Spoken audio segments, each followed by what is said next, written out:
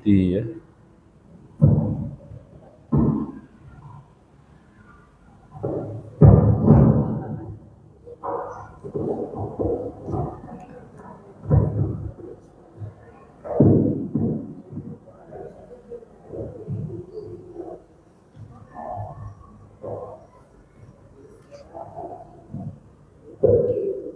Bismillahirrahmanirrahim. Alhamdulillahirabbil alamin. Wa afdhalus salatu wassalamu taslim ala sayyidina Muhammad wa ala alihi wa ashabihi wa man ihtada bihadihi wa sanna bi sunnatihi ila yaumil qiyamah. Allahumma la ilma lana illa ma 'allamtana innaka antal alimul hakim. Allahumma ja'alna mimman yastami'una al-qawla fayattabi'una ahsana. Assalamualaikum warahmatullahi wabarakatuh. Ibu yang dirahmati Allah Subhanahu wa taala.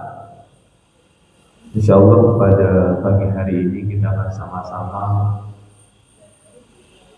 belajar tentang beberapa hadis Nabi kita Muhammad SAW yang terdapat di dalam salah satu kitab yang paling banyak sekali digunakan oleh umat Islam yang dikarang oleh Imam Nawawi rahimahullah ta'ala. Kitab ini mengumpulkan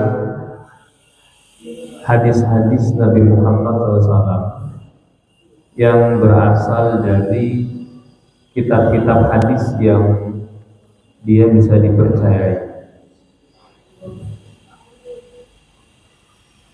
Maka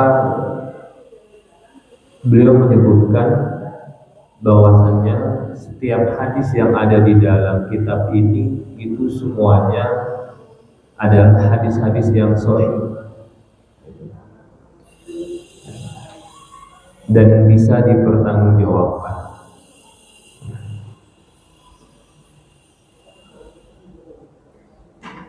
Dan kitab Riyadhus Shalihin gambarannya adalah setiap bab yang ada di dalam kitab hadis ini itu akan dimulai dengan ayat-ayat Al-Quran. Jadi kalau nanti ibu buka Riyadhus Shalihin dan terjemahannya, maka hampir di setiap bab itu dia akan dimulai dengan ayat Al-Quran yang berkaitan dengan hadis yang akan diangkat oleh Imam Nawawi itu sendiri. Maka nanti tema ini kalau dalam asli di dalam kitabnya itu judulnya adalah Babun Kasratu Turukil Khair. Bab yang menunjukkan bahwasannya banyaknya jalan kebaikan yang bisa kita lakukan. Maka nanti sebelum Imam Nawawi masuk ke dalam hadis, beliau akan menggambarkan beberapa ayat-ayat yang berkenaan tentang kebaikan itu sendiri. Maka nanti kita akan lihat ayat-ayat apa saja yang berkaitan dengan kebaikan itu sendiri. Sebelum kita masuk, ibu-ibu yang ada di sini, saya ingin bertanya, menurut ibu-ibu semua, kebaikan itu susah atau mudah untuk dilakukan? Kebaikan itu susah atau mudah untuk dilakukan? Susah. Susahnya sebabnya apa? Godaan atau karena tidak ada jalan kebaikan itu yang, atau jalan kebaikannya hanya sedikit, atau gimana? Atau gini, kita sering memahami bahwasannya jalan kebaikan itu hanya dikit dalam agama ini. Padahal tidak seperti itu. Yang kita pahami jalan kebaikan itu adalah yang paling utama sholat, puasa, lalu haji, berbakti kepada orang tua, baik kepada tetangga, itu saja kan. Artinya kalau hanya sholat dan sebagainya itu sedikit sekali kebaikan dalam agama ini. Makanya beliau menulis satu bab yang menunjukkan bahwasannya kebaikan dalam agama ini itu banyak sekali ragam dan bentuknya. Tidak hanya batas sholat dan hal-hal yang tadi saya sebutkan. Nah, maka kita akan masuk yang pertama tentang ayat-ayat yang berkaitan dengan kebaikan yang ada di dalam Al-Quran. Yang pertama itu ada dalam surat Al-Baqarah ayat 197. Allah Subhanahu wa taala berfirman, A'udzu billahi minasyaitonir rajim, wa ma taf'alu min khairi ya'lamullah. Jadi apapun yang kita lakukan, kebaikan apapun itu bentuknya, apapun itu kebaikannya, segala macam bentuk kebaikan apapun yang kita lakukan itu Allah akan tahu. Maka kata khairin di sini itu tidak menggunakan alif lam. Alif lam itu adalah kalau dalam bahasanya dia sesuatu yang definitif gitu. Sesuatu yang sudah jelas. Tapi dia di sini tidak menggunakan alif lam. Maka dia bukan suatu kebaikan yang sudah jelas, tapi artinya adalah segala macam bentuk kebaikan. Ini secara umum artinya, apapun itu kebaikan yang kita lakukan pasti Allah tahu dan pasti Allah akan balas dan Allah akan sediakan ganjarannya itu. Maka Al-Quran menyebutkan wa ma taf'alu bukan minal khairi tapi min khairin. Segala macam bentuk kebaikan atau semua kebaikan yang kita ketahui dan itu kita lakukan, maka Allah itu maha tahu akan hal tersebut. Yang kedua, yang sering kita baca, faman ya'mal mithqala dzarratin khairan ya. Siapapun yang melakukan kebaikan sebesar biji atom itu, maka dia akan mendapatkan ganjarannya. Artinya dia akan melihat kebaikannya tersebut. Kapan dia akan mendapatkan nanti di akhirat sana. Itu. Faman ya'mal mithqala dzarratin khairan yarah. Maka balik ayat selanjutnya, wa may ya'mal mithqala dzarratin syarran. Kebalikannya, orang yang melakukan keburukan dia juga akan mendapatkan keburukan itu sendiri.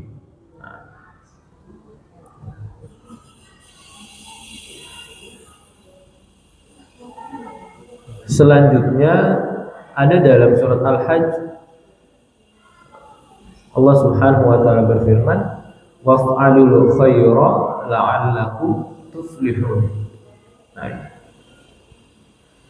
Maka lakukanlah kebaikan, maka niscaya kamu akan beruntung. Maka nanti keberuntungan orang-orang yang melakukan kebaikan biasanya itu ada di dalam dua hal. Pertama, keberuntungan yang dia dapatkan secara duniawi, keberuntungan yang dia dapatkan secara ukhrawi. Kalau secara duniawi adalah diantaranya orang itu senang dekat dengan orang-orang yang selalu melakukan kebaikan. Itu diantara keuntungan duniawinya seperti itu. Kalau ukhrawinya, ya maka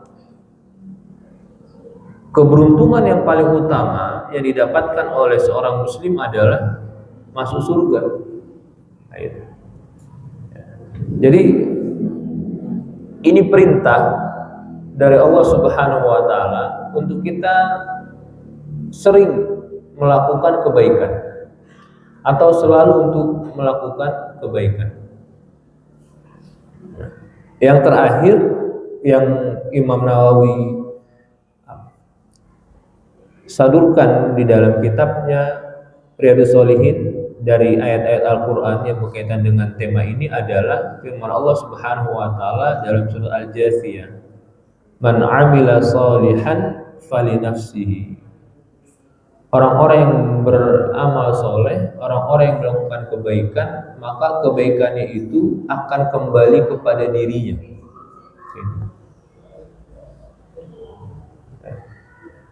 Dan Allah itu maha adil. Allah itu maha adil. Dan Allah itu akan membalas setiap manusia yang dia melakukan kebaikan di dunia ini. Entah dia muslim atau dia kafir atau non muslim, maka Allah akan mengganjar kebaikan yang dia lakukan di dunia ini. Itu maha adilnya Allah Subhanahu wa taala. Kenapa? Karena Allah itu suka sekali dengan kebaikan. Maka orang-orang kafir yang dia melakukan kebaikan di dunia, itu Allah balas di dunia. Apalagi kita yang statusnya adalah muslim. Maka sudah barang pasti kita adalah orang-orang yang paling dekat dengan kebaikan. Nah, ini beberapa ayat yang Imam Nawawi sampaikan terkait bab ini, yaitu banyaknya jalan kebaikan di dalam agama ini. Maka sekarang kita akan masuk ke dalam hadisnya. Saya tidak banyak mengambil hadis dari Riyadhus Shalihin itu, saya hanya ambil 5 hadis saja. Mudah-mudahan 5 hadis ini bisa kita pahami bersama, lalu mulai pelan-pelan kita melakukannya, gitu. Dan pelan-pelan kita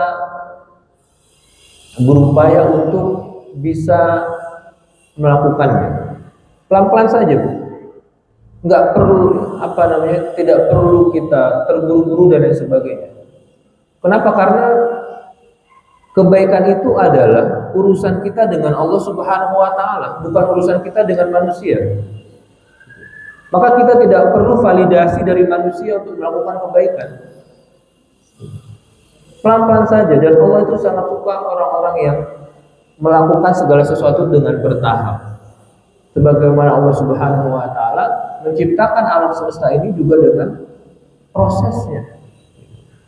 Maka apa yang bisa kita lakukan itu pertama kali yang kita lakukan. Hal-hal lain yang belum kita bisa lakukan, kita memohon kepada Allah Subhanahu wa taala. Mudah-mudahan Allah memberikan taufik dan kemudahan untuk kita bisa melakukannya. Hadis yang pertama yang berkaitan dengan bab ini itu adalah hadis yang disampaikan oleh sahabat Nabi Muhammad SAW yang bernama Abi Dzar Al-Ghifari. An Abi Dzar radhiyallahu anhu anna unasa min ashabi Rasulillah sallallahu alaihi wasallam qalu lin Nabi sallallahu alaihi wasallam, ya Rasulullah, dhahaba ahlud duthur bil ujur yusalluna kama nusalli wa yasumuna kama nasum wa yatasaddaquna bi fuduli amwalihim.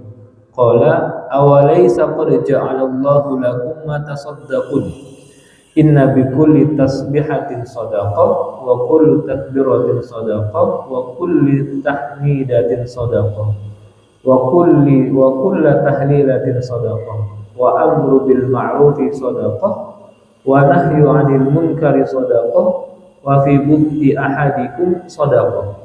Qalu ya Rasulullah, ayati ahaduna syahwatahu wa yakunu lahu fiha ajr.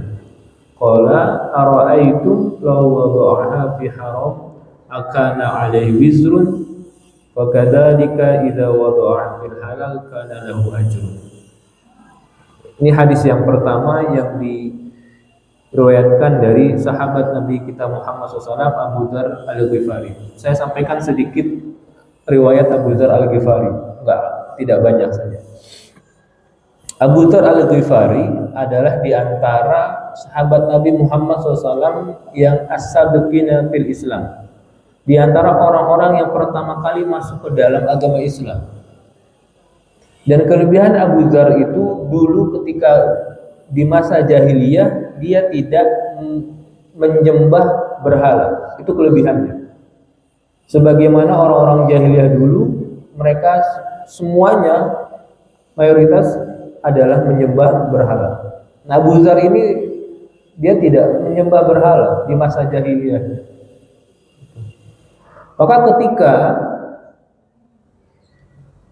beliau mendengar bahwasannya ada seorang nabi yang membawa dakwah Islam di kota Mekah, maka beliau langsung bersegera untuk masuk ke dalam agama Islam. Dan Allah takdirkan beliau itu tidak menikah. Maka Nabi Muhammad SAW pernah berkata, "Ya hamullahu Abu Dzar, semoga Allah merahmati Abu Dzar. Asya wahdahu, dia hidup dengan sendiri. Wa husyira wahdahu, maka dia nanti wa mata wahdahu, dan mati dia juga dengan sendiri. Wa husyira wahdahu, dan dia juga nanti akan dibangkitkan sendiri." Dan beliau termasuk di antara sahabat yang terkenal dengan ahli ibadah. Dan Nabi Muhammad SAW pernah berpesan kepada Abu Dzar, yang ini disampaikan oleh Abu Dzar, "Awsani khalili, sahabat dekatku menasihati, memberi nasihat kepadaku tentang beberapa hal. Di antaranya adalah an uhibbul masakin, supaya aku mencintai orang-orang miskin." Nah, hadis ini itu disampaikan oleh Nabi Muhammad SAW, disampaikan oleh Abu Dzar karena ada beberapa sahabat yang melihat ketika itu orang-orang yang ashabu ahlud dusur,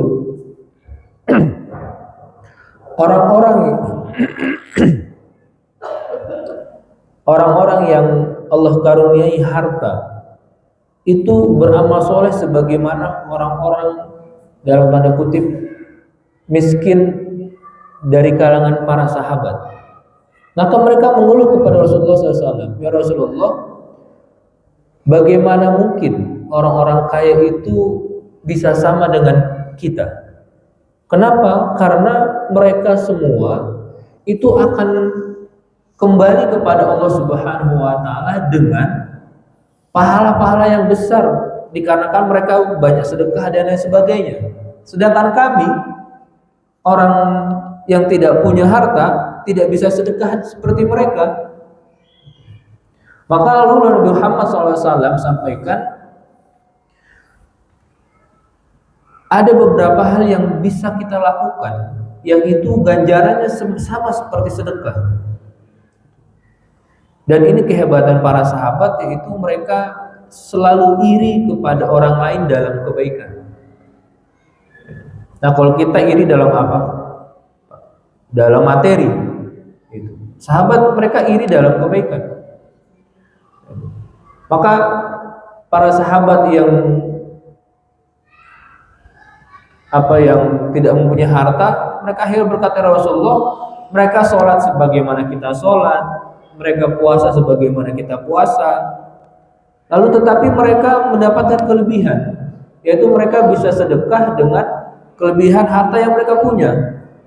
Lalu bagaimana kami bisa sama dengan mereka itu? Kebaikan dari sedekah itu." Maka akhirnya Nabi Muhammad SAW itu sampaikan kepada para sahabat, "Wahai para sahabatku, maukah aku kasih tahu cara kamu itu bisa sedekah setiap hari seperti mereka?" Maka Nabi Muhammad SAW sampaikan, "Maka ketahuilah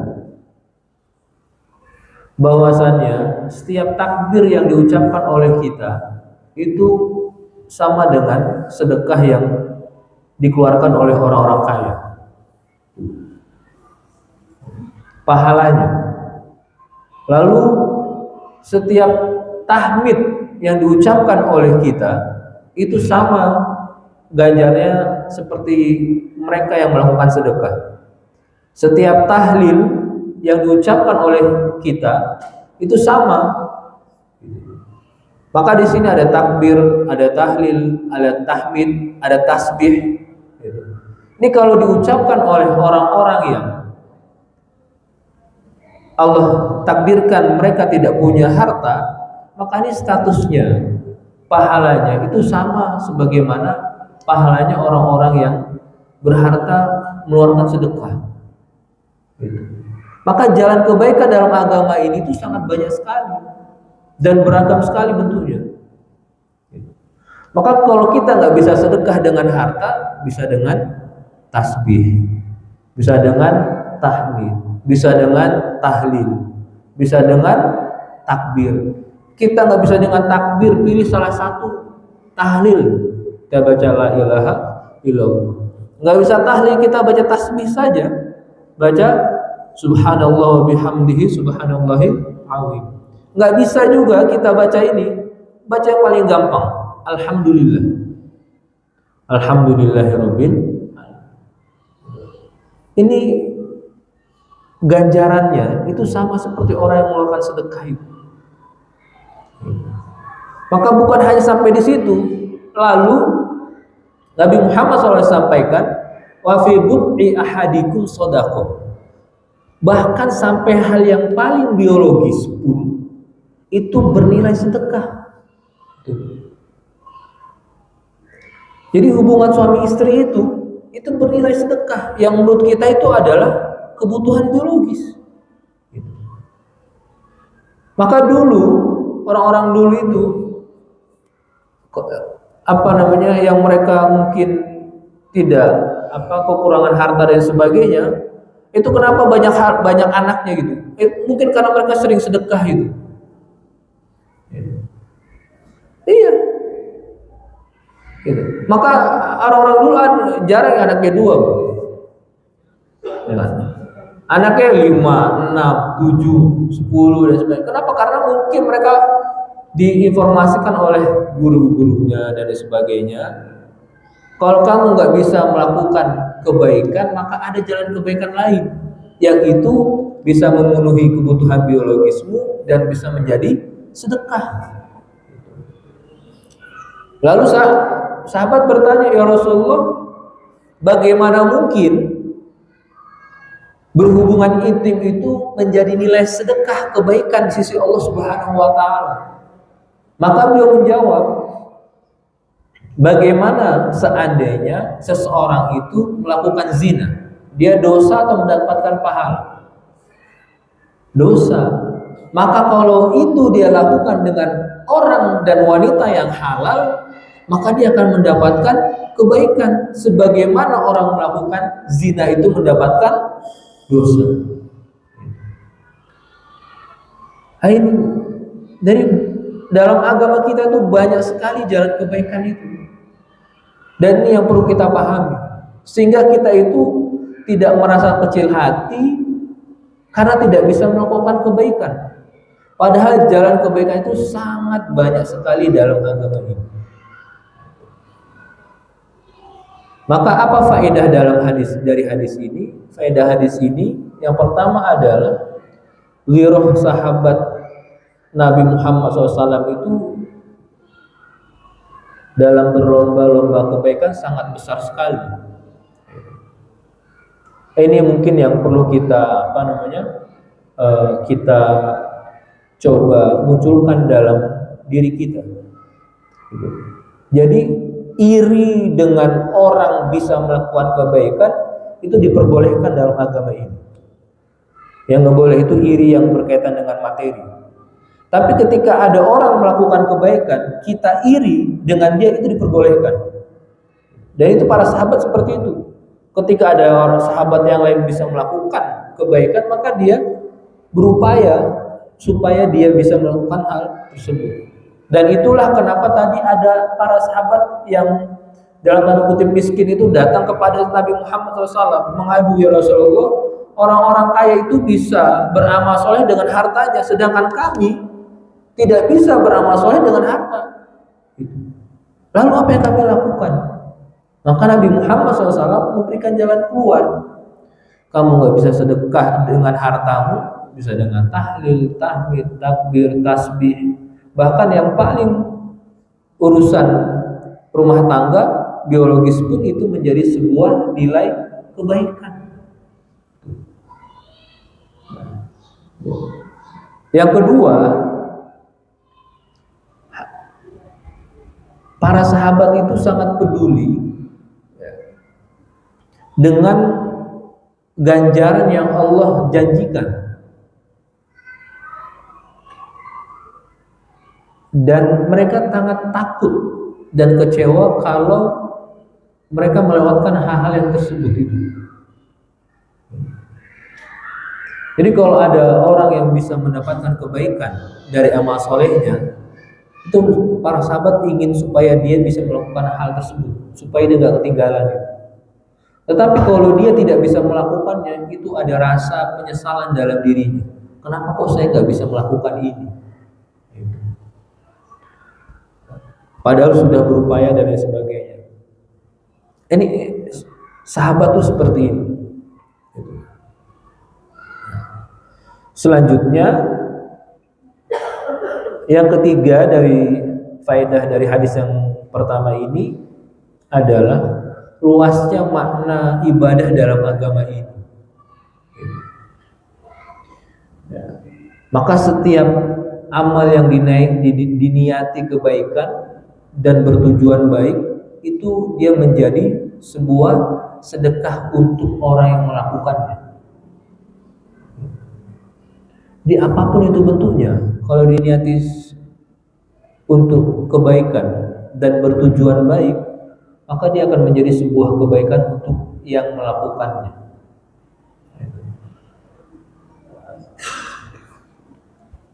Yang terakhir, ada ganjaran bagi orang-orang yang melakukan kebaikan biologisnya karena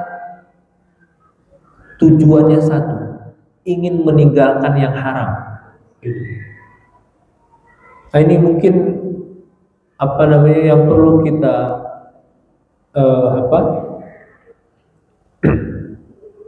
ubah mungkin pola pikirnya, pemahaman kita gitu. Jadi hubungan biologis itu kita tujuannya bukan hanya semata untuk memenuhi hubungan biologis tersebut, tetapi karena kita ingin meninggalkan yang haram itu. Kalau tujuan kita adalah meninggalkan yang haram dan melaksanakan yang halal dan diperbolehkan dalam agama, maka dia menjadi sebuah kebaikan untuk yang melakukannya. Ini hadis yang pertama dari sahabat Nabi Muhammad SAW, Abi Dzar Al-Ghifari. Kira-kira saya terlalu cepat atau gimana, Bu? Kecepatan, Bu?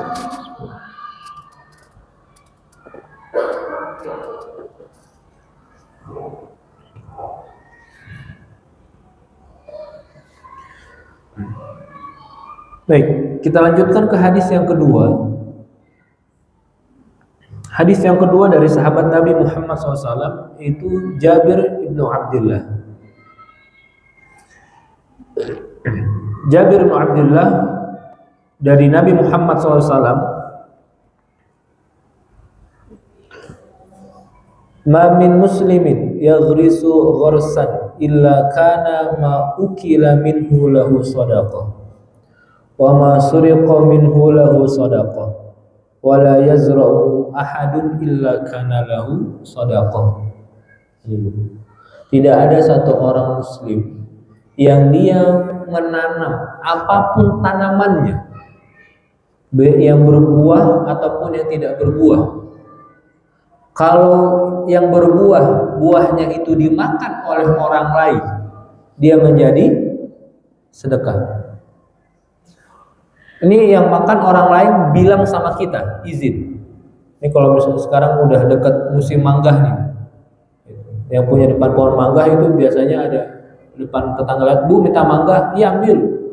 Itu ketika dimakan oleh orang yang meminta, itu menjadi sedekah buat siapa? Buat yang punya pohonnya. Bagaimana kalau itu dicuri? Orang ngambil nggak bilang-bilang, ini juga banyak ya. Mungkin apa namanya? Dulu mungkin ibu-ibu sering lewat di kebun dan sebagainya, ada pohon dan sebagainya, suka ngambil dan lain sebagainya tanpa izin. Maka kalau statusnya itu dia adalah diambil tanpa izin yang punya itu tetap mendapatkan pahala sedekah itu.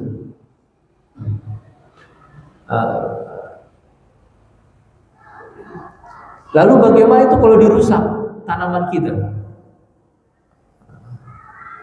Kalau itu juga dirusak atau diambil sama orang lain, maka dia menjadi sedekah untuk yang menanamnya. Enggak masalah, Bu. Sudah menjadi sedekah itu. Ya.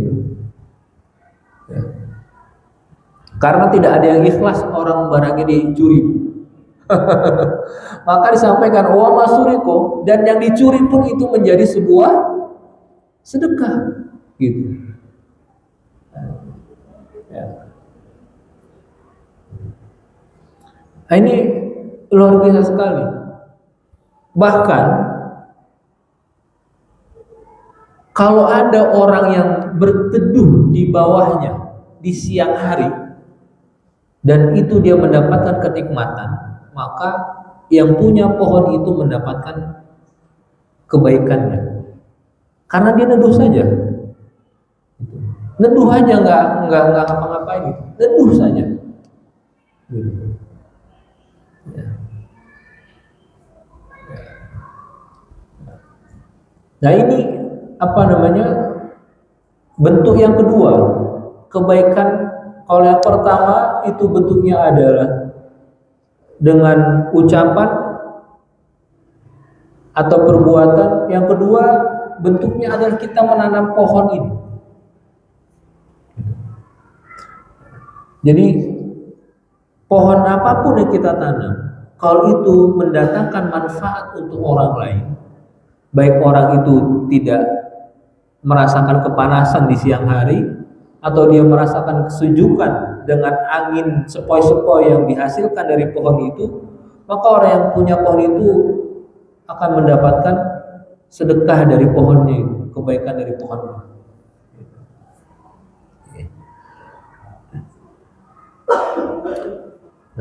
Maka apa faedah hadis yang kedua?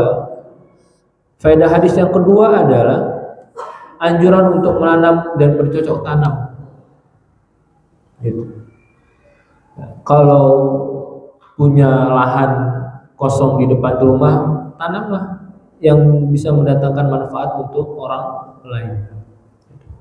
Ya. Kenapa? Karena keutamaannya menanam itu dia seperti pahala jariah. Gitu. Orang yang sudah meninggal dunia, tetapi pohonnya masih ada dan itu dimakan oleh orang lain, dia tetap mendapatkan kebaikannya itu. Itu kalau pohonnya itu masih hidup, masih tumbuh, berbuah dan lain sebagainya. Selanjutnya kita berupaya untuk menebar manfaat kepada seluruh makhluk manusia. Bukan hanya manusia, tetapi juga kepada binatang. Dalam riwayat hadis lain, itu disebutkan bahwasannya bukan hanya manusia saja yang makan, tetapi binatang-binatang yang memakan buah-buahan dari pohon yang kita tanam, kita pun mendapatkan ganjaran kebaikan dari binatang tersebut. Ini kalau buah mangga atau pepaya kita kadang-kadang kesel sama codot ya. Kesel ya, ini codot dimakan udah nunggu lama-lama dimakan sama codot itu. Padahal kita mendapatkan kebaikan dari codot itu. Yang terakhir, seseorang muslim akan mendapatkan pahala atas yang hilang dari dirinya, dari pencurian, kerusakan, jika dia mau bersabar. Mana tadi? Hadisnya adalah wa ma suriqa minhu, dan segala sesuatu yang dicuri dari tanamannya itu, dia akan mendapatkan ganjaran dari Allah Subhanahu wa taala. Kalau apa? Kalau dia merelakannya dengan mungkin ya.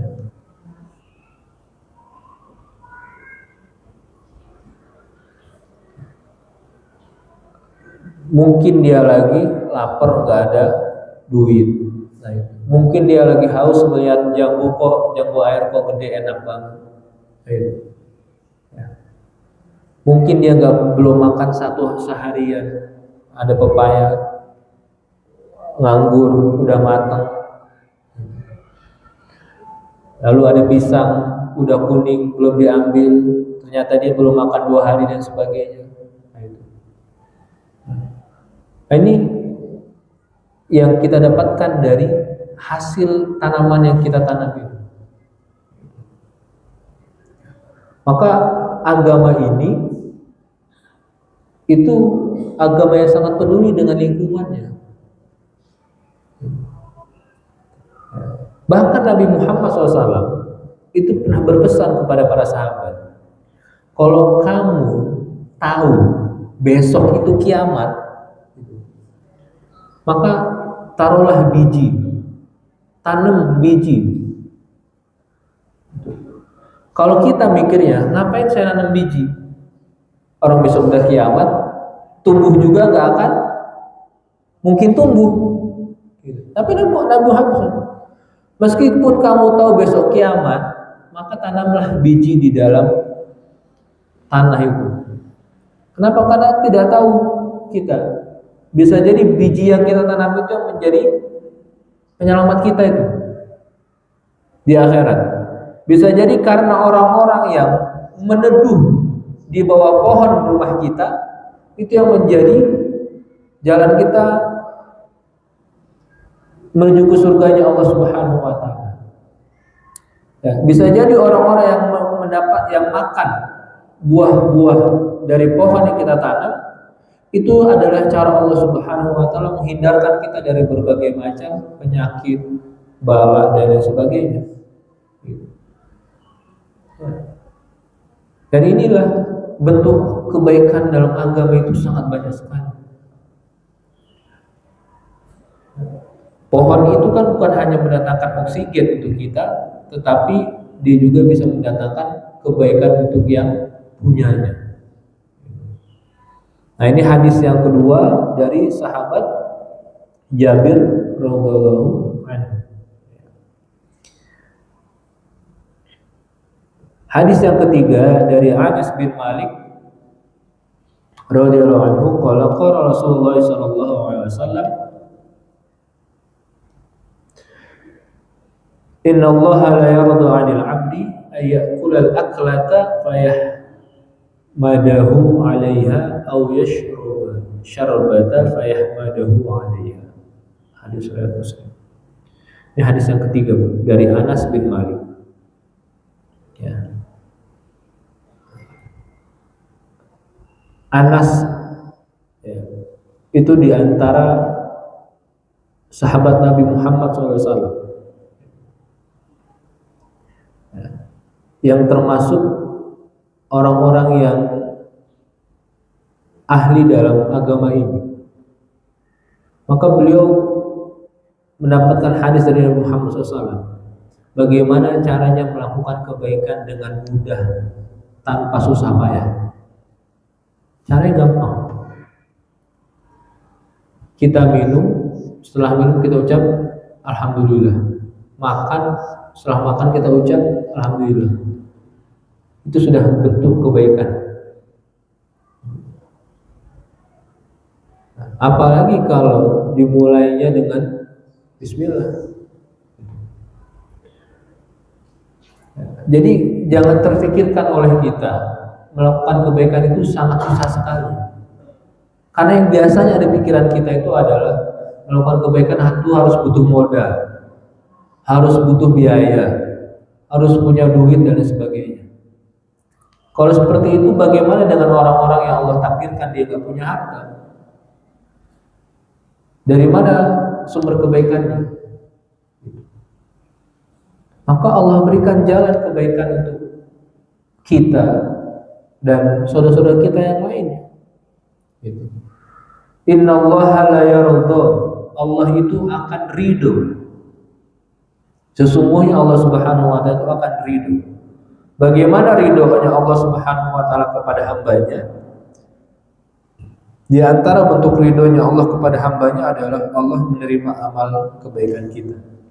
Gitu. Jadi Allah itu senang, Bu. Kalau kita minum, setelah kita minum kita mengucap alhamdulillah. Gitu. Kita makan, setelah kita makan itu kita mengucap alhamdulillah. Padahal yang kita minum itu untuk kebaikan kita, yang kita makan itu juga untuk kebaikan kita. Tetapi kalau kita sandingkan itu dengan Allah Subhanahu wa taala, itulah yang akan memberikan nilai lebih dari apa yang kita lakukan. Kenapa? Karena ketika kita makan, ketika kita minum, setelahnya kita mengucapkan alhamdulillah, itu adalah bentuk pengakuan kita terhadap Allah Subhanahu wa taala. Bahwasannya apa yang kita dapatkan, berbagai rezeki yang kita nikmati pada hari ini, pada saat itu, ya sumbernya hanya satu, Allah Subhanahu wa taala. Maka karena sumbernya hanya Dia, maka hanya Dia saja yang paling pantas untuk dipuja dan dipuji. Tidak ada yang lain. Maka Allah itu sangat senang kalau kita melakukan apapun dan sebagainya, setelahnya kita mengucapkan alhamdulillah. Karena itu adalah bentuk pengakuan terhadap kelemahan diri kita. Itu bentuk pengakuan terhadap bahwasanya Dia adalah zat satu-satunya memang yang pantas dan layak untuk dipuja dan dipuji. Makanya dalam Al-Quran itu ada ayat-ayat, ada surat-surat yang dibuka dengan alhamdulillah. Surat apa aja, Bu, yang dibuka dengan alhamdulillah? Al-Fatihah, Al-Kahfi, Al-An'am. Apalagi, Bu, surah yang dibuka dengan alhamdulillah ada Al-Fatihah, Al-An'am, Al-Kahfi, Fatir. Alhamdulillahi fatiris samawati wal ardh. Maka setiap surat yang dibuka dengan alhamdulillah itu tujuannya hanya satu, yaitu menyingkirkan segala bentuk kekurangan atas zat Allah Subhanahu wa taala. Tujuannya itu hanya satu itu. Kalau kita baca surat-surat yang dibuka dengan alhamdulillah, misalnya surat Al-Fatihah, alhamdulillahirabbil, gambarannya apa? Gambaran adalah Dia Tuhan semesta alam.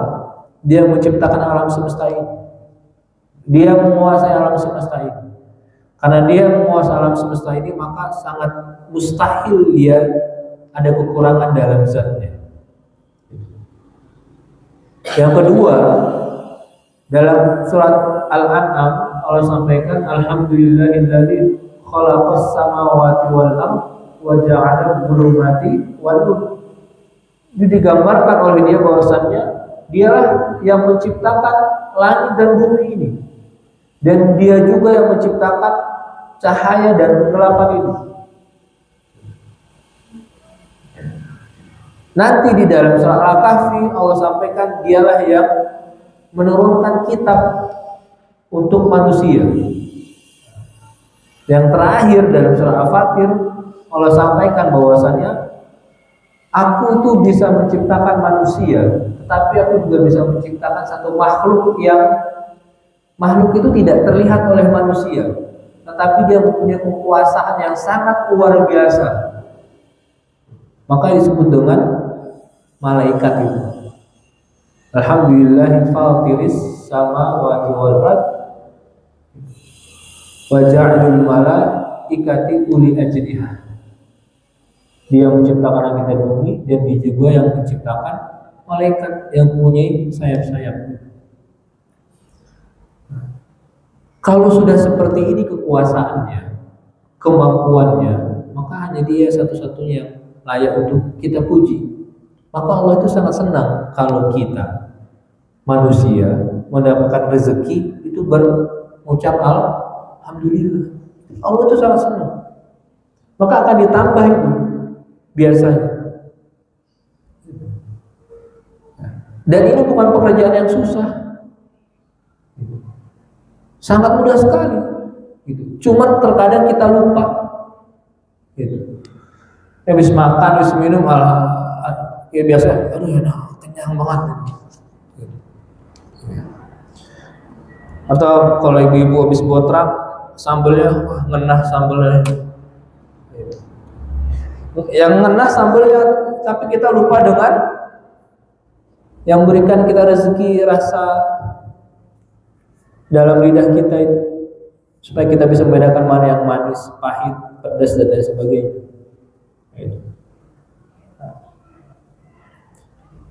Dan mari sama-sama kita memperbaiki pemahaman kita tentang kebaikan itu. Kebaikan itu tidak susah untuk dilakukan, dan dia banyak sekali bentuk dan jalan. Dan kebaikan itu tidak perlu kita mencari jauh-jauh dan lain sebagainya. Kebaikan itu ada di rumah kita, ada di tetangga kita, ada di masjid, ada di jalan dan lain sebagainya. Artinya dimanapun kita berada, kita akan bisa melakukan kebaikan. Siapapun kita, itu kita akan bisa melakukan kebaikan. Maka hadis yang ketiga ini faedahnya adalah anjuran bersyukur kepada Allah Subhanahu wa taala atas nikmat yang Allah karuniai kepada kita.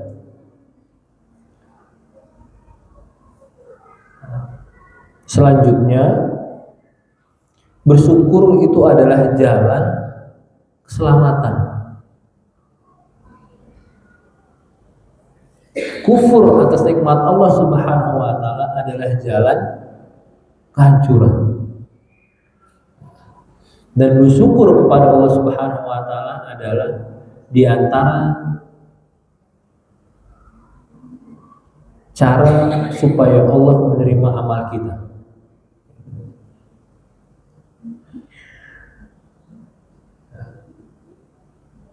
Ini ibu-ibu yang ada di sini, kalau dalam hati kita merasa bahwasannya saya bisa hadir di sini itu karena atas dasar dari upaya diri sendiri saya, maka perlu kita sama-sama untuk belajar bersyukur lagi kepada Allah Subhanahu wa taala. Kenapa? Karena ada orang-orang yang ingin bergabung dengan kita, tetapi Allah belum beri upaya, belum Allah beri kemampuan. Ada orang-orang yang dalam perjalanan, ada orang-orang yang sakit, ada orang-orang yang harus mengantarkan anaknya dan lain sebagainya. Sebenarnya dia ingin bergabung dengan kita, tetapi kalau kita hadir di sini, itu yang terucap setelah kita datang ke majelis ini, itu adalah ucapan alhamdulillah.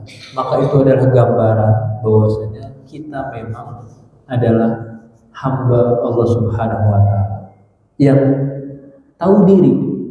Karena sehebat apapun kita,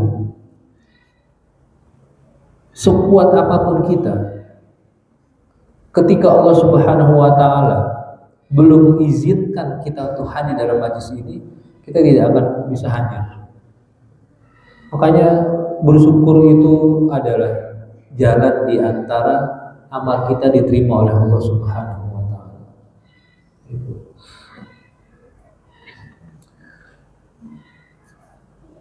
Nah, mengucapkan hamdalah setelah makan adalah cara mudah untuk mendapatkan ridho Allah Subhanahu wa taala. Jadi ternyata Allah Subhanahu wa taala melalui nabinya memberikan jalan pintas kepada kita supaya kita dapat ridhonya. Mungkin kita sholatnya masih belum khusyuk, mungkin kita ngajinya masih kadang-kadang, mungkin kita masih suka konflik dengan tetangga dan lain sebagainya.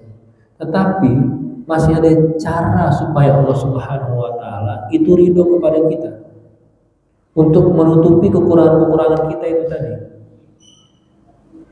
Cara dengan mudah mengucapkan alhamdulillah setelah makan. Dan itu adalah gambaran tentang pengakuan kita bahwasanya semua nikmat itu sumbernya hanya dari Allah Subhanahu wa taala.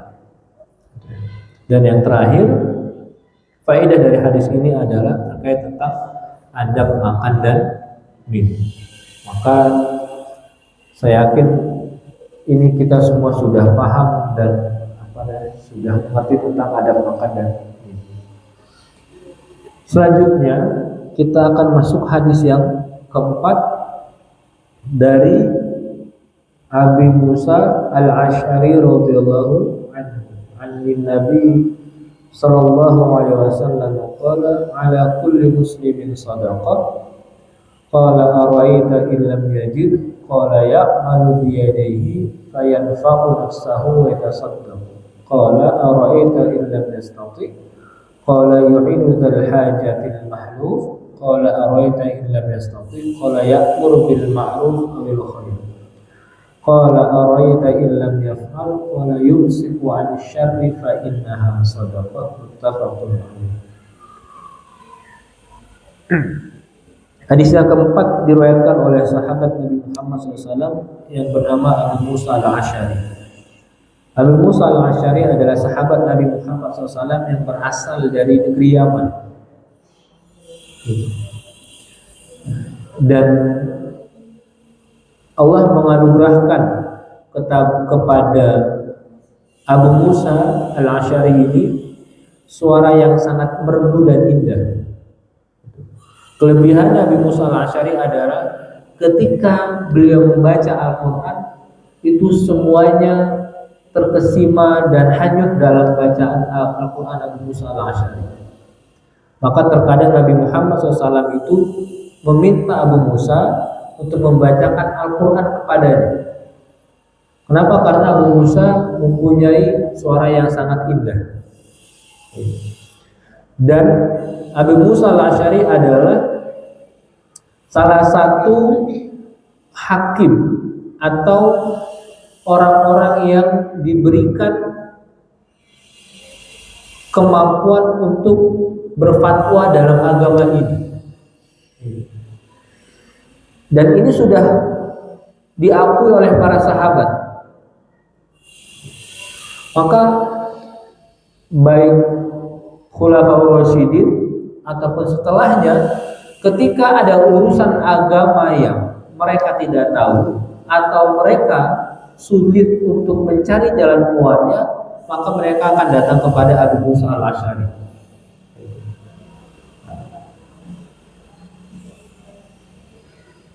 Beliau asalnya dari negeri Yaman, bukan orang Mekah. Dan beberapa kali dijadikan oleh Umar dan Utsman sebagai pemimpin di beberapa daerah. Hadis yang beliau sampaikan dari Nabi Muhammad SAW adalah ala kulli muslimin shadaqah, bahwasannya setiap kita itu ada jalan untuk bisa melakukan sedekah. Jadi setiap kita itu ada jalan untuk bisa melakukan sedekah. Maka beliau bertanya kepada Nabi Muhammad SAW, ya Rasulullah, bagaimana kalau dia tidak bisa bersedekah? Maka Nabi Muhammad SAW sampaikan, dia bekerja dengan tangannya sendiri, dan itu hasilnya bermanfaat untuk dirinya sendiri, itu adalah kebaikan untuk dirinya. Atau hasil kerjanya itu dia sedekahkan, itu sudah jelas akan menjadi manfaat untuk dia dan orang lain. Bagaimana kalau dia nggak bisa bekerja karena malas atau karena dia memang tidak mampu untuk bekerja? Maka Nabi Muhammad SAW sampaikan, membantu orang yang memang sangat butuh dan mengharapkan bantuan orang lain.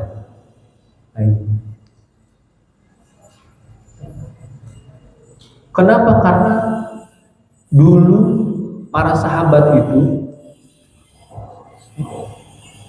di antara kelebihan para sahabat, mereka meskipun susah itu nggak pernah menampakkan kesusahannya. Meskipun mereka kekurangan, mereka tidak pernah menampakkan kekurangannya. Maka sahabat itu, kalau mereka seharian nggak makan, itu mereka ya biasa saja, nggak apa namanya, nggak lemes, nggak pura-pura, biasa saja. Paling mereka datang ke rumah Nabi Muhammad SAW. Datang ke rumah Nabi Muhammad sudah tahu. Ini kalau ada orang-orang yang datang ke rumahnya, itu biasanya mereka belum makan tuh satu seharian. Dan itu Nabi Muhammad gak nanya, Bu. Ini lembutnya Nabi Muhammad SAW itu seperti itu. Gak nanya, udah makan belum? Aku itu kan nanya, udah makan belum? Padahal yang datang udah tau lapar pakai nanya. Dan Nabi Muhammad tuh tahu kalau sahabat datang ke rumahnya, beberapa sahabat yang ke rumah biasanya mereka itu belum makan dan lapar. Akhirnya Nabi Muhammad bilang kepada istrinya, Sayyidah Aisyah, punya apa di rumah? Ya, Sayyidah Aisyah bilang, ya Rasulullah, kita nggak punya apa-apa di rumah. Korban juga nggak punya korban, nggak ada. Air nggak ada, Rasulullah. Gitu. Bagaimana coba tuh?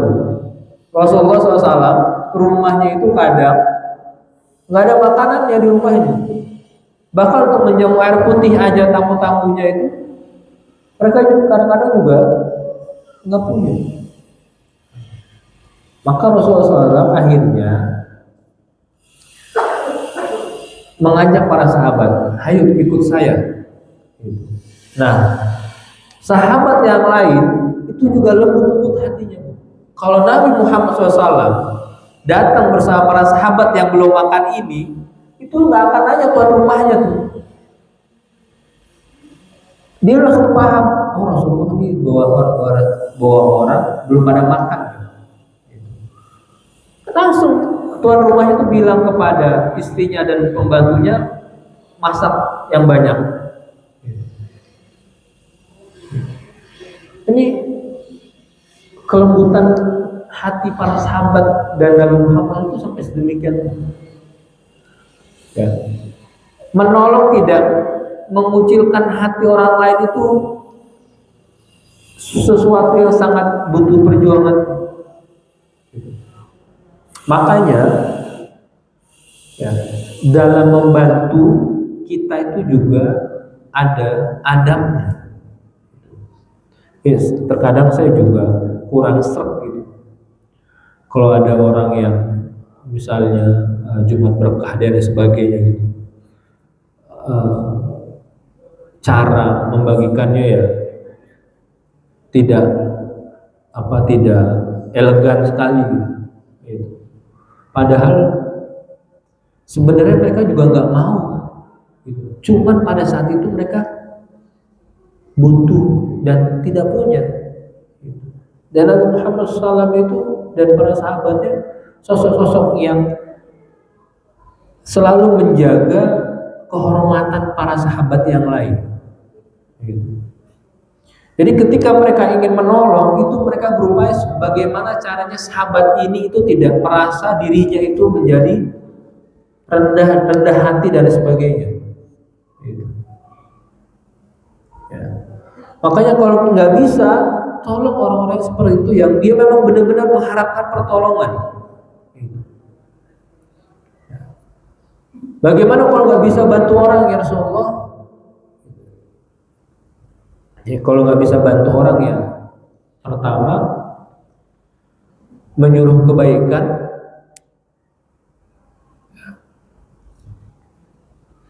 atau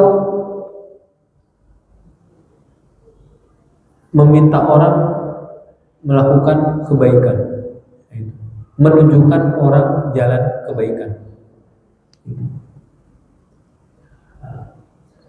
Kalau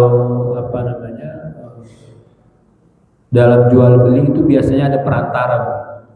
Nah, perantara ini kan dia sebenarnya tidak melakukan jual beli, dia hanya menghubungkan antara yang punya dan pembelinya saja.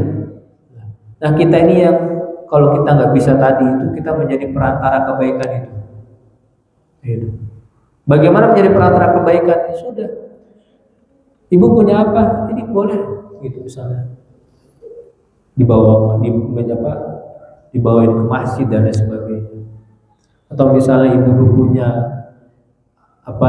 punya teman dan punya teman yang satu lagi kesusahan, lalu punya teman lain yang dia punya keluasaan rezeki, tinggal dihubungkan saja. Ini perantara kebaikan ini. Gitu.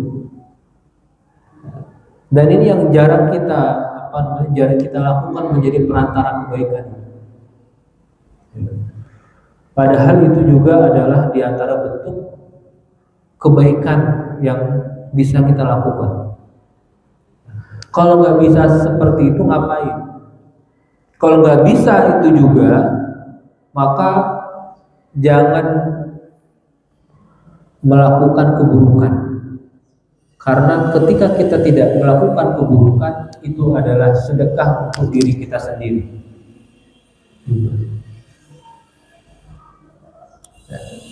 Maka kalau nggak bisa sedekah, nggak bisa ngapa-ngapain, udah,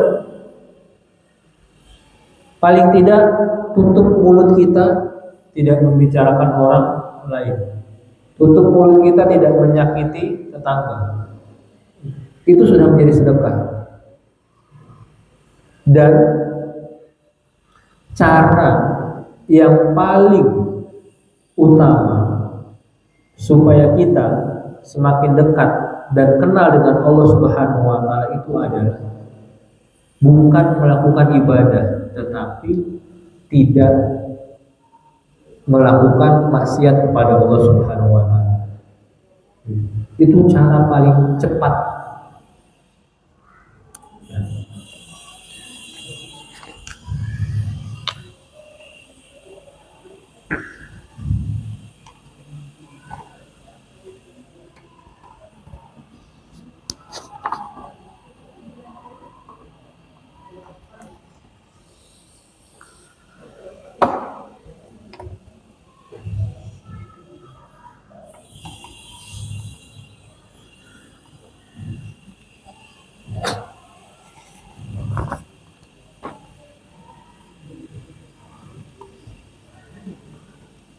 Makanya hadis tadi itu menyampaikan kepada kita, kalau nggak bisa ngapa-ngapain, satu aja, nggak usah melakukan keburukan. Kenapa? Karena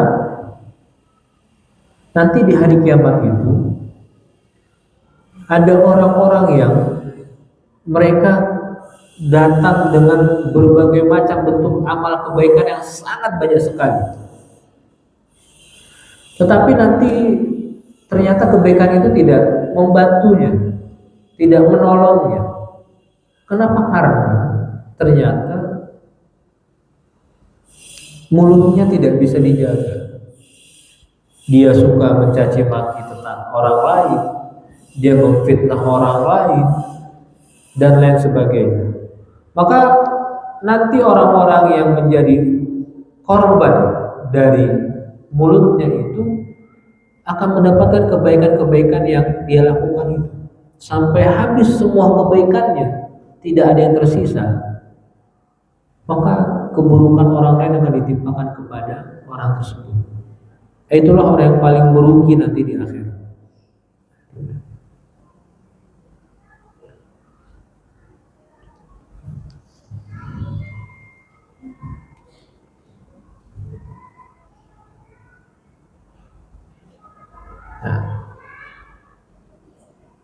Maka apa faedah dari hadis ini? Faedah hadis ini yang pertama adalah tidak melakukan maksiat kepada Allah Subhanahu wa taala itu adalah sebuah kebaikan. Kita jarang memikirkan ini sebagai bentuk kebaikan. Kita hanya berpikir bahwasannya kebaikan itu adalah ketika kita beribadah kepada Allah Subhanahu wa taala. Kita bisa melakukan amal soleh dan lain sebagainya. Kita nggak pernah berpikir bahwasannya tidak melakukan maksiat adalah bentuk kebaikan yang kita lakukan.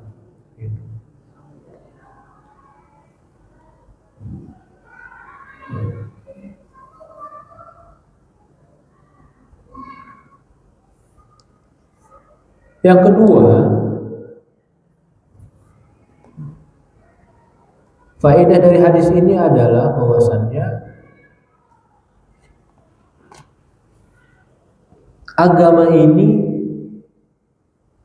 kebaikannya itu sangat luas sekali.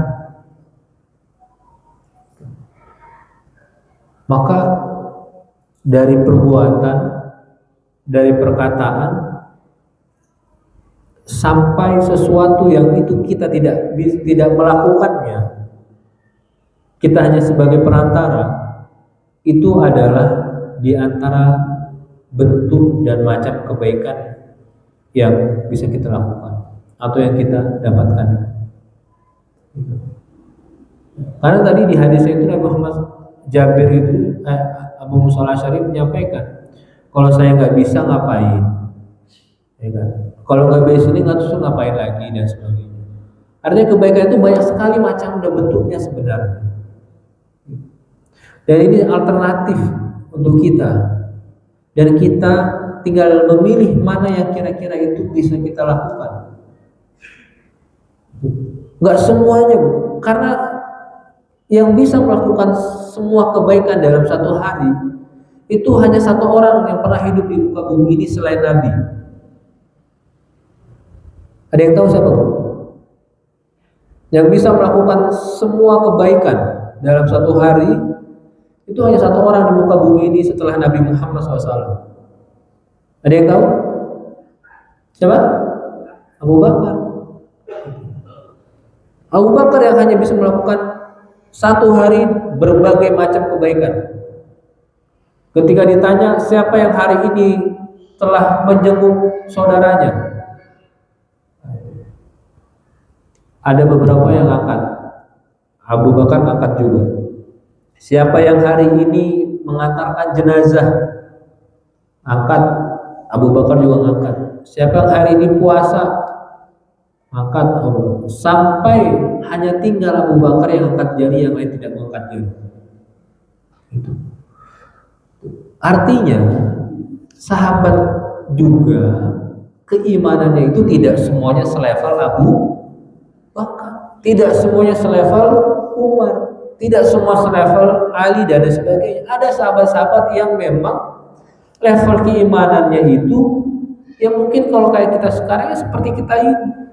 Gitu. Hanya saja mereka mendapatkan keutamaan dan kebaikan karena mereka bertemu langsung dengan Nabi Muhammad SAW. Gitu. Tetapi mereka harus sama seperti kita. Maka kita tinggal memilih kira-kira mana yang bisa kita upayakan untuk kita melakukan kebaikan tersebut. Kalau dalam suatu hari kita nggak bisa ngapa-ngapain, nggak bisa bantu orang, nggak bisa, pokoknya nggak bisa ngapain lah. Udah, tahan tangan dan mulut kita. Tangan kita tahan untuk men-share yang belum jelas juntrungannya. Mulut kita tahan untuk tidak membicarakan orang. Udah itu saja. Itu pun sudah menjadi kebaikan yang sangat luar biasa.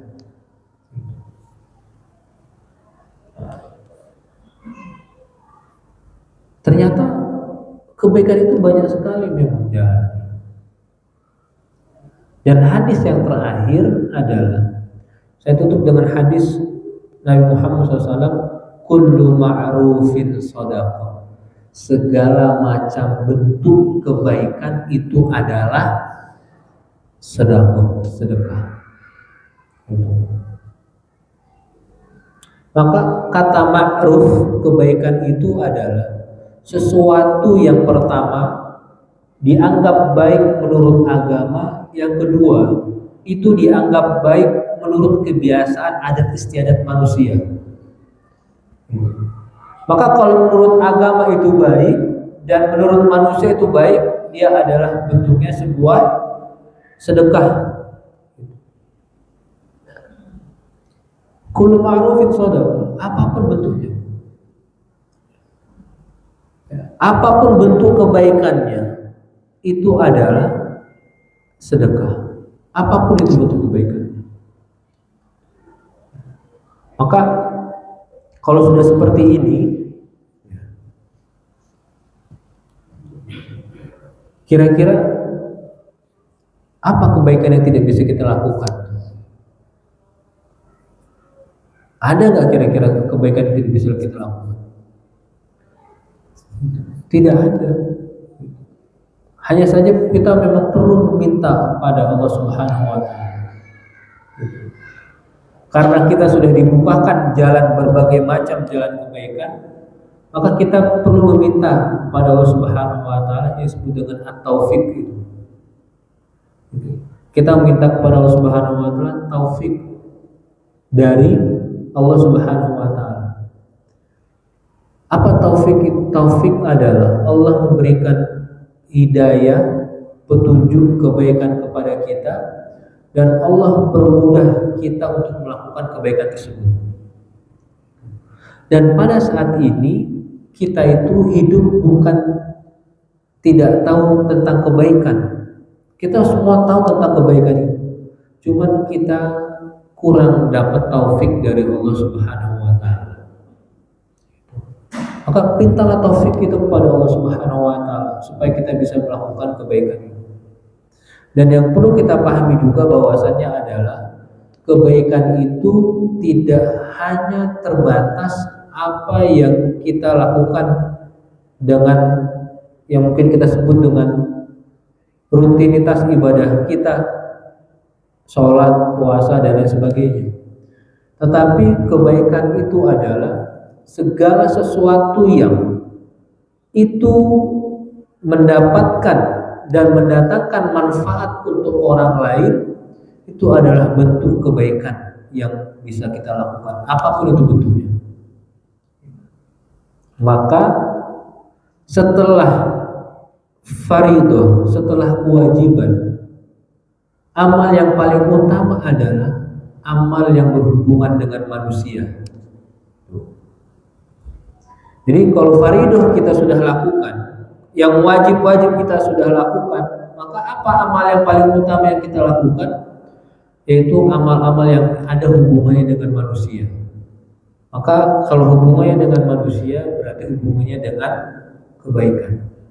Dan kita semua tahu ada orang yang dulu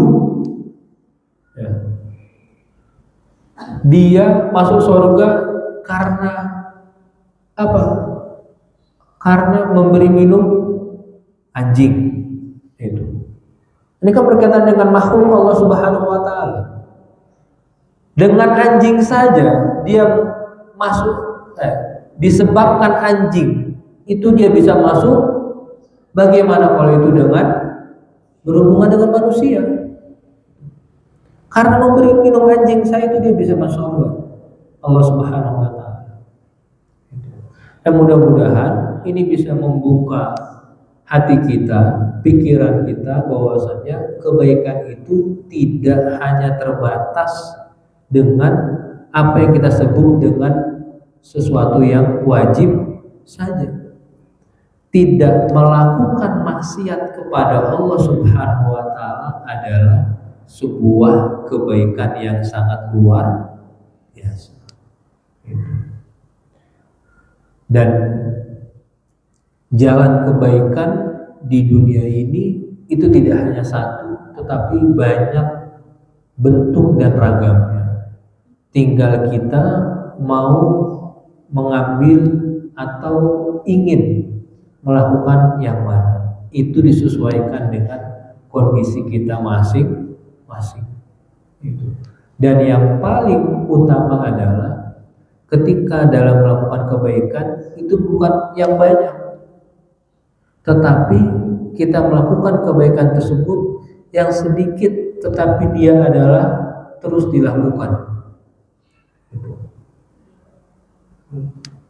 Sedikit kebaikan yang kita lakukan itu lebih baik dibandingkan kebaikan yang banyak kita lakukan hanya satu kali. Maka khairul amali ma qalla wa dam. Sebaik-baiknya amal soleh adalah yang sedikit, yang terus dilakukan meskipun itu sedikit kita lakukan. Wallahu a'lam bishawab. Maka ibu-ibu, kalau ada yang ingin didiskusikan terkait dengan tema pada siang hari ini. Baik, alhamdulillah. Mudah-mudahan kita dapat menimba ilmunya. Bisa saya simpulkan bahwa kebaikan itu kita kita ubah sekarang mindset kita bahwa kebaikan atau melakukan kebaikan itu mudah, bahwa melakukan kebaikan itu gampang. Jadi kita biar kita terbiasa. Karena kebaikan itu adalah urusan dengan Allah, bukan dengan manusia. Kemudian salah satu nilai kebaikan itu bisa berupa sedekah. Namun sedekah tidak hanya berupa materi saja. Tadi saya mencatat bahwa bersedekah, kalau kita tidak bisa bersedekah dengan harta, kita bisa bersedekah dengan mengucapkan kalimat tasbih, tahmid dan tahmid. Kemudian melakukan hubungan suami istri, itu juga merupakan sedekah. Kemudian menghindari kemaksiatan, menahan pandangan dan pembicaraan yang tidak perlu, dan amal yang bermanfaat bagi orang lain. Baik, itu yang bisa saya simpulkan. Barangkali ada yang akan ditanyakan, ibu-ibu? Ada lagi? Oke. Waalaikumsalam warahmatullahi wabarakatuh. Saya pun ibu rumah tangga itu dari baru tidur sampai tidur tuh kayak ya udah Bismillah nih benar baru tidur saya tuh pengen sehari ini nonton kebaikan, mau ke siapa mau ke anak mau ke yang lainnya. Nah kan kayak kegiatan saya tuh kayak berarti itu aja ya.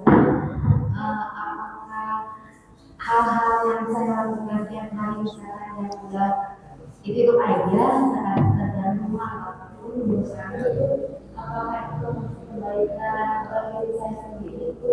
Dan ketika di malam hari juga kayak kalau anak-anak itu tetap bikin kita tuh kayak yang ada nafsu tuh ada kayak malam nafsu ada. Apa sekalian itu sampai sekalian dia melakukan kebaikan yang kita lakukan untuk diri kita mau anak-anak kan bilang gitu obat dengan marah-marah kayak yang ya Allah mereka capek kayak ibu kamu gitu pada waktu apakah asasinya semua dari sini gitu dari bangun diri niat baik niat jamaah melakukan dengan ikhlas dan alhamdulillah bisa semua dilakukan. Ketika mau itu ada aja yang gitu terus kita kayak yang ya Allah masih capek kita seharian. Apakah itu kita tuh menggambarkan kebaikan untuk diri kita sendiri dan kita tuh kayak yang mengeluh capek di malam hari. Enggak ibu. Boleh ibu. Mau bebas boleh. Mau bertanya lagi boleh. Ibu mau pilih aku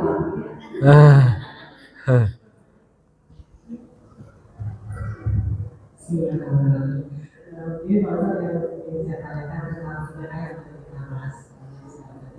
Bagaimana dengan sedekah yang dipublish, yang dipromokan seperti di konten tadi seperti banyak saya dengarkan bahwa dengan motivasi bahwa supaya mengeluarkan kebaikan itu orang lain, motivasi orang lain untuk melakukan kebaikan juga. Dan itu hasilnya sih sebenarnya bagus ya seperti di konten itu kan dia merasakan waktu yang diberikan kepada orang yang membutuhkan atau mungkin dampak positif gitu supaya kebaikan itu disiarkan ke orang lain bagaimana itu. Terima kasih. Baik, aku berpasnya aja.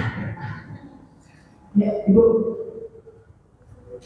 Ya, bismillah, Ibu bertanya, Ustaz. Monggo Ibu. Saya ingin bagaimana caranya biar kita istiqomah melakukan hal-hal kebaikan itu. Ini dari bangun tidur sampai tidur sampai tidak tidur. Itu hal-hal yang dikaitkan oleh kebaikan yang benar. Bagaimana cara untuk istiqomah? Terima kasih. So. Baik, terima kasih. Maka Ustaz. Ibu boleh pinjam mic-nya, Bu? Ya. Alhamdulillah. Terima kasih, Bu. Baik, yang pertama pertanyaannya, apakah yang saya lakukan itu sia-sia atau tidak selama seharian penuh? Baik. Jadi gini, Nabi Muhammad SAW itu pernah mengingatkan kepada kita, khairukum li ahli. Sebaik-baik kalian adalah orang yang paling baik untuk keluarganya. Itu. Jadi suami itu bukan suami yang terbaik kalau dia pelit sama istrinya. Wah, senang nih ibu nih. Ya. Ya. Dan ibu itu bukan ibu yang terbaik kalau dia membiarkan anaknya dan tidak mendidik anaknya. Jadi sebenarnya yang ibu lakukan itu adalah sesuatu hal yang sangat luar biasa sekali. Dan itu masuk kategori orang-orang yang terbaik yang mana Nabi Muhammad SAW sampaikan. Orang yang terbaik adalah orang yang paling baik untuk keluarganya. Jadi ibu-ibu lakukan itu adalah bukan suatu hal yang remeh-temeh, Bu. Itu suatu hal yang sangat luar biasa. Dan celakanya terkadang kita melihatnya itu adalah suatu hal yang biasa saja. Padahal satu tegukan, satu suapan yang itu disiapkan oleh ibu-ibu untuk suaminya, itu adalah jalan pengantar untuk ibu-ibu menuju surganya Allah Subhanahu wa taala. Apalagi kalau misalnya suaminya minumnya gelasnya besar, itu kira-kira berapa kali tegukan? Nah, itu kan. Dan untuk anak-anak juga seperti itu. Gitu. Makanya Nabi Muhammad SAW itu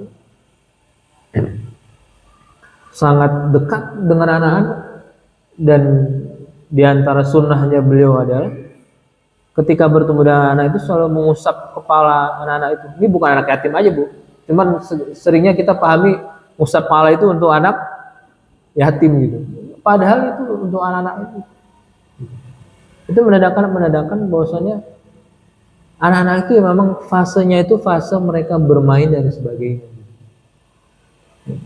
Nah, cuman memang terkadang karena fisik kita yang terbatas dan lain sebagainya gitu. Lalu emosi yang terkadang seharian di rumah dan lain sebagainya, ya saya rasa suatu hal yang sangat manusiawi sekali gitu. Yang menjadi sia-sia itu adalah ketika kita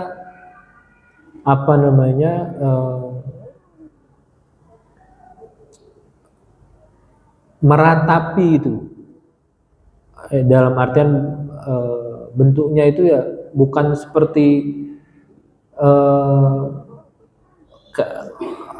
penyesalan atau mungkin ada penyesalan dan sebagainya gitu. Tapi kalau misalnya tadi ngeluh dan sebagainya itu manusiawi, sangat manusiawi sekali ngeluh itu. Dan memang kita manusia itu adalah sosok yang paling pandai untuk mengeluh. Bukan hanya ibu, saya juga, laki-laki juga gitu, mengeluh gitu. Dan itu sangat manusiawi sekali sebenarnya. Dan tidak ada amal yang sia-sia. Itu yang perlu kita pahami. Dan yang ibu lakukan itu adalah satu hal yang sangat luar biasa, apalagi untuk keluarga. Gitu. Dan itu sudah banyak sekali kebaikan gitu. Ya. Yang didapatkan. Yang namanya marah dan sebagainya itu memang kalau bisa ya ditahan gitu. Kalau kita bisa gitu. Kalau nggak mampu ya silahkan marah, cuman jangan sampai mengumpat kan gitu. Kenapa? Karena Abu Bakar dulu juga didatangi orang langsung dicaci maki gitu. Dicaci maki, Bu. Orang nggak didatangi dicaci maki, Bu. Itu ada Nabi Muhammad SAW. Dan itu Abu Bakar tidak membalas. Diam aja. Nabi Muhammad masih diam. Maka ketika Abu Bakar membalas, artinya dia sudah tidak bisa menahan amarahnya itu, dibalas itu, cacian dan sebagainya, lalu Nabi Muhammad SAW pergi. Akhirnya Abu Bakar meninggalkan orang tersebut dan menyusul Nabi Muhammad SAW. Dan beliau berkata, ya Rasulullah, kenapa engkau meninggalkanku? Tadi ketika aku diam, engkau masih tetap bersamaku. Ketika aku membalas, engkau pergi, kenapa? Jawab Nabi Muhammad SAW, sederhana sekali. Ketika kamu bisa menahan amarahmu, maka ketika itu malaikat-malaikat sedang turun bersamamu. Dan aku ingin selalu bersama para malaikat. Nah itu. Sebaliknya, ketika kamu mulai membalas cacian mereka, itu yang datang adalah setan. Dan aku gak mau berkumpul dengan setan, makanya aku meninggalkanmu. Nah itu. Maka sebenarnya wajar kalau kita itu kesal dan lain sebagainya. Cuman yang perlu diperhatikan adalah jangan sampai kita menghumpat anak kita itu, mencaci maki itu. Itu yang nanti dikhawatirkan, ditakutkan ada malaikat lewat lalu diijabah oleh malaikat. Ini bukan perkataan orang tua, bukan. Orang tua itu sering bilang, oh hati-hati ngomong tentang anak kita, ntar diaminkan oleh malaikat. Itu bukan perkataan orang tua, itu adalah hadis Nabi Muhammad SAW. Gitu. Karena ada malaikat yang fungsinya itu hanya traveling saja. Gitu. Sayyah gitu. Sayyah itu kan jalan-jalan gitu. Nah, itu malaikat fungsinya traveling saja, keliling-keliling saja tuh. Itu. Nah, nanti ketika dia dikhawatirkannya adalah ketika kita mengumpat anak kita itu, ya malaikat yang sedang keliling itu mengaminkan itu yang kita khawatirkan itu. Jadi segala macam bentuk kebaikan yang kita lakukan itu sudah tercatat. Itu. Dan keluh kesah yang kita ungkapkan karena kelelahan dan sebagainya itu sebagai hal yang lumrah manusiawi sebenarnya. Gitu.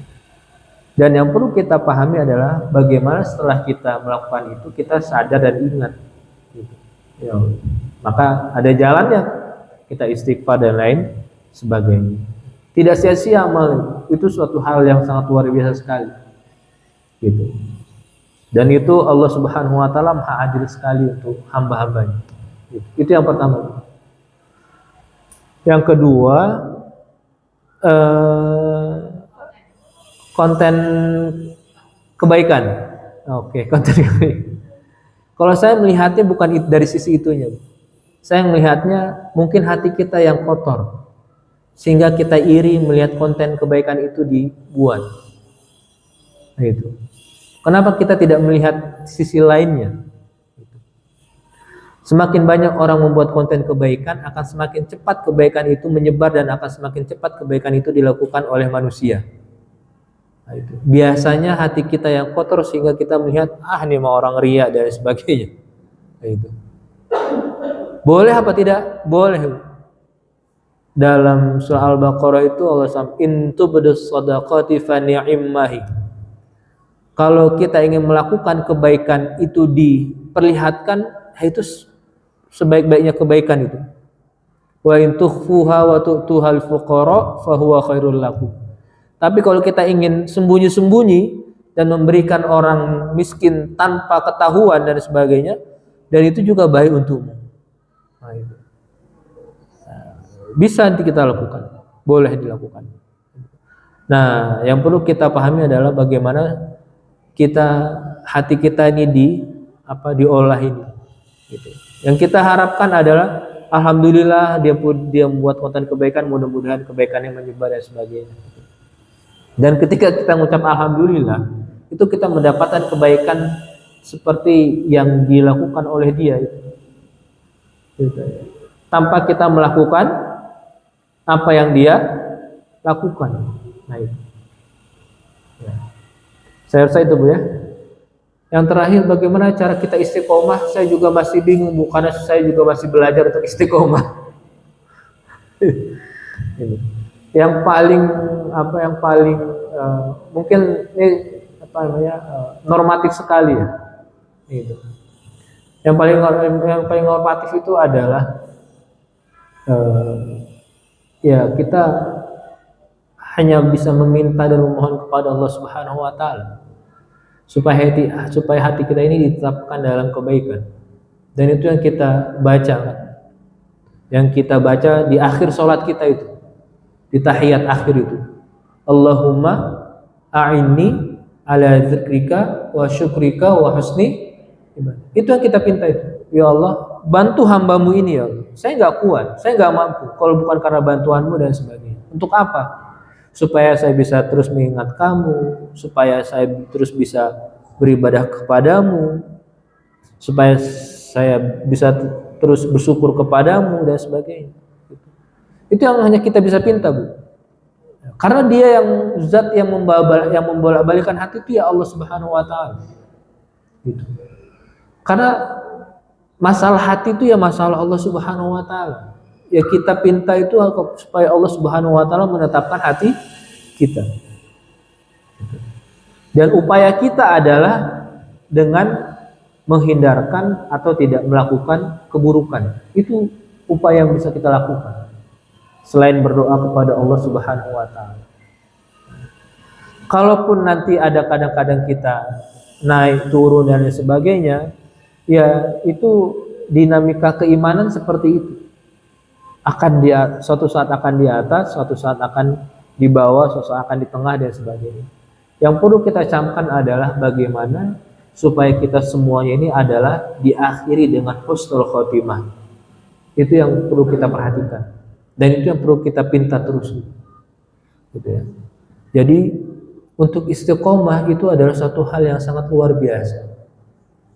Maka kata istiqomah dalam Al-Quran itu bukan istiqomah dalam amal soleh, tapi istiqomah dalam keimanan. Karena istiqomah dalam amal soleh itu tidak ada yang mampu manusia untuk melakukannya. Tapi istiqomah dalam keimanan, insya Allah semua manusia itu bisa melakukannya. Maka istiqomah dalam keimanan itu adalah istiqomah sampai nanti kita meninggal dalam keadaan Islam. Nah, itu yang kita pinta. Tapi kalau dalam amal soleh itu perbuatan yang sangat berat sekali dan sedikit sekali orang yang bisa melakukannya. Gitu. Bahkan para sahabat itu sempat ditegur oleh Abu Bakar ketika Abu Bakar bertanya kepada para sahabat, apa pendapat kalian tentang firman Allah Subhanahu wa taala, innal ladzina qalu rabbunallahu tsumma istaqamu tatanazzalu alaihimul malaikatu alla takhafu. Maka sahabat semuanya mayoritas berkata, firman Allah ini adalah mengisyaratkan supaya kita istiqomah dalam amal soleh. Gitu. Maka Abu Bakar ternyata tidak sependapat dengan para sahabat. Dia bilang, Anda semua telah memahami ayat ini bukan pada tempatnya. Yang dimaksud ayat ini adalah bukan seperti itu. Kalau yang dimaksud ayat ini adalah seperti itu, maka tidak akan sangat sulit orang itu untuk istiqomah dalam amalnya, Bu. Kecuali orang-orang yang Allah berikan taufiknya itu. Sangat sulit istiqomah dalam amal itu sangat sulit. Maka Abu Bakar bilang, maksud ayat ini adalah bukan istiqomah dalam amal, tetapi maksud ayat ini adalah orang-orang yang istiqomah dalam keimanannya sampai dia meninggal dunia. Gitu. Artinya orang itu pada satu masa dia akan melakukan amal soleh, tetapi pada saat tertentu bisa jadi dia akan melakukan maksiat. Itu sangat memungkinkan sekali. Gitu. Maka kalau seperti ini yang dipahami, itu sangat sulit untuk dilakukan oleh semua manusia dan tidak mungkin kecuali para nabi. Karena para nabi tidak akan pernah melakukan maksiat dan dosa. Sedangkan kita manusia biasa itu akan melakukan maksiat dan dosa. Maka yang perlu kita pintakan itu tadi, supaya kita istiqomah dalam keimanan sampai nanti akhir hayat itu. Saya rasa itu Ibu. Mudah-mudahan bisa menjawab semuanya.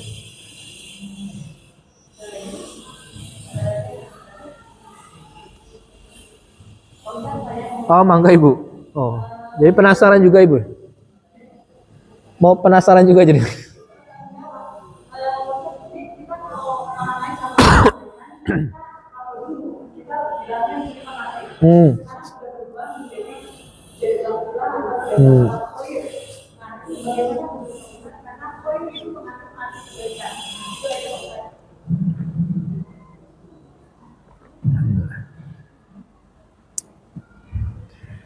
Yang ditanya apanya Bu? Bolehnya atau apanya dan sebagainya?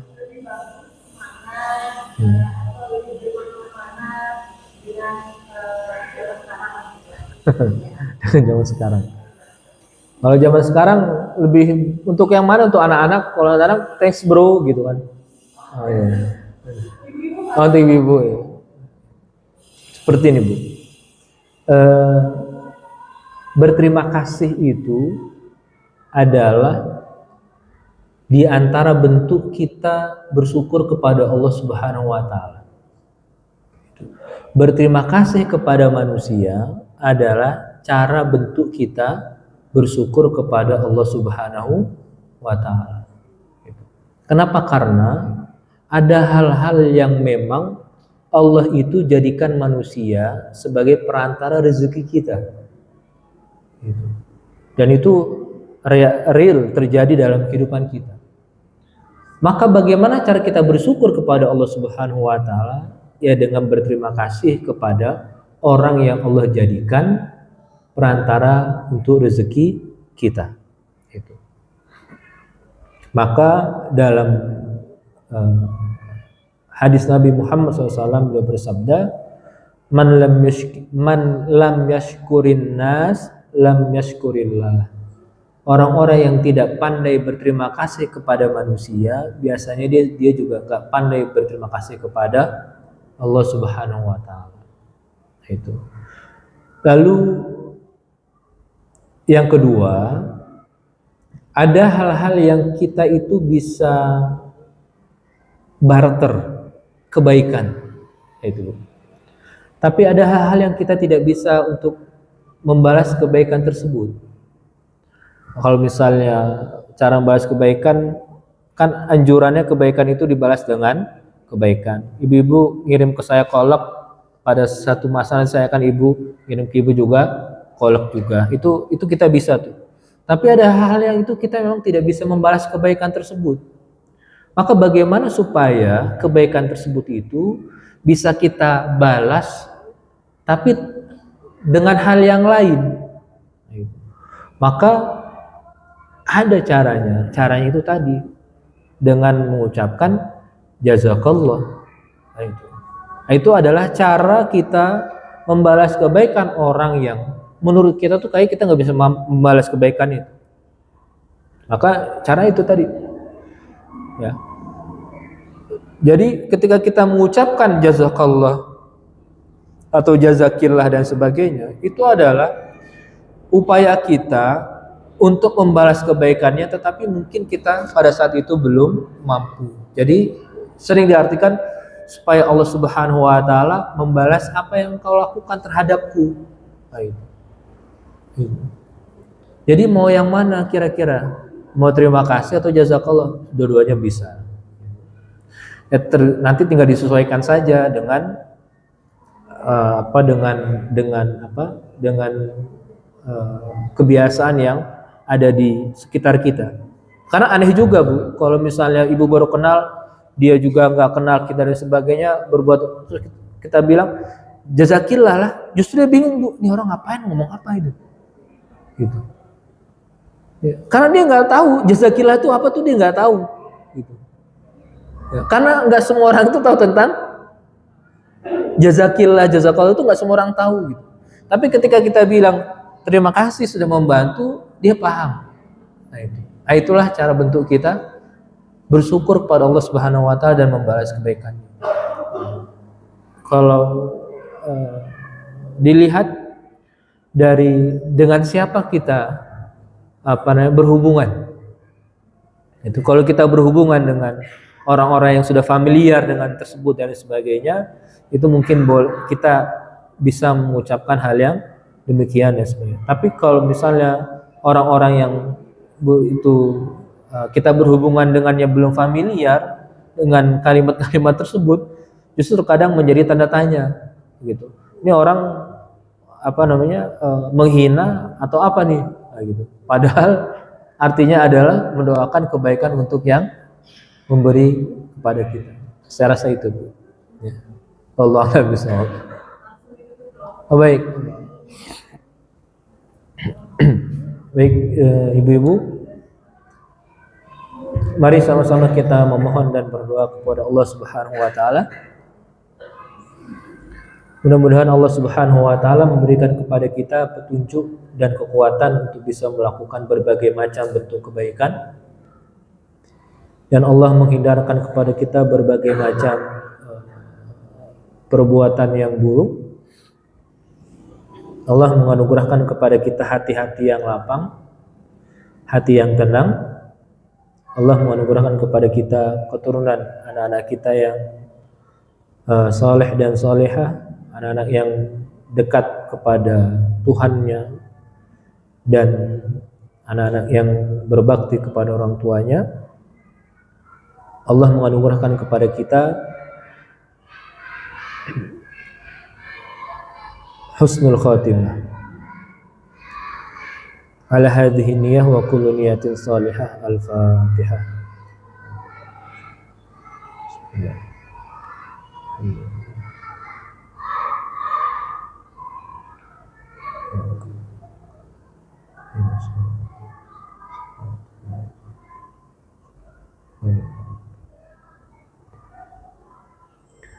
Bismillahirrahmanirrahim.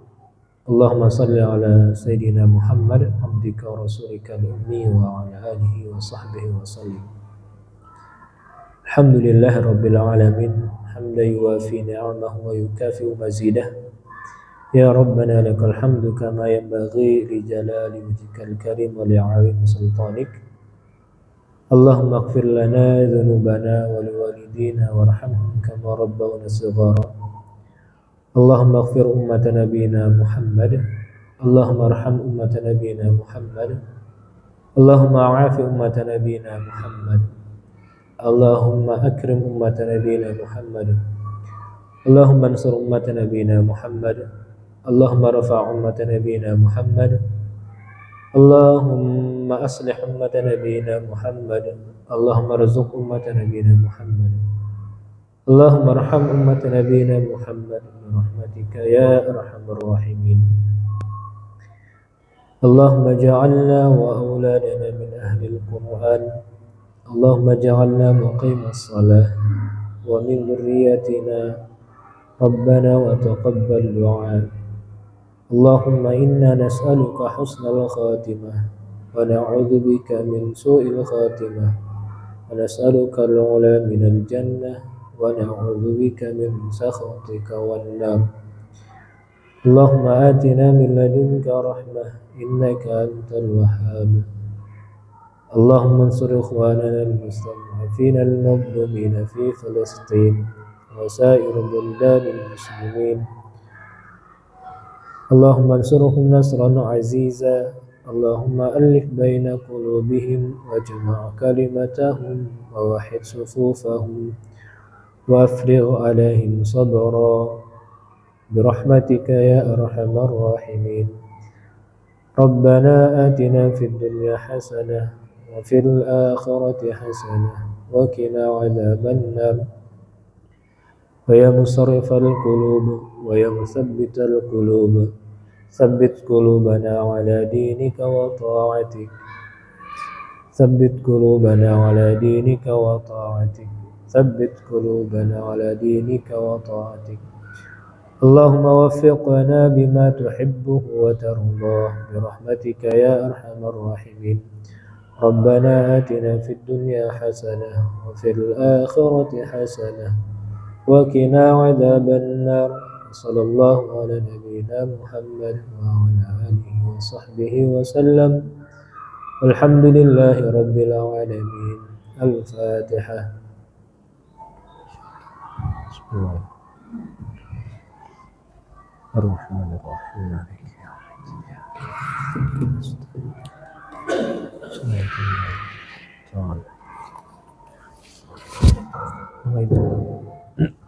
Baik, jazakallah khairan.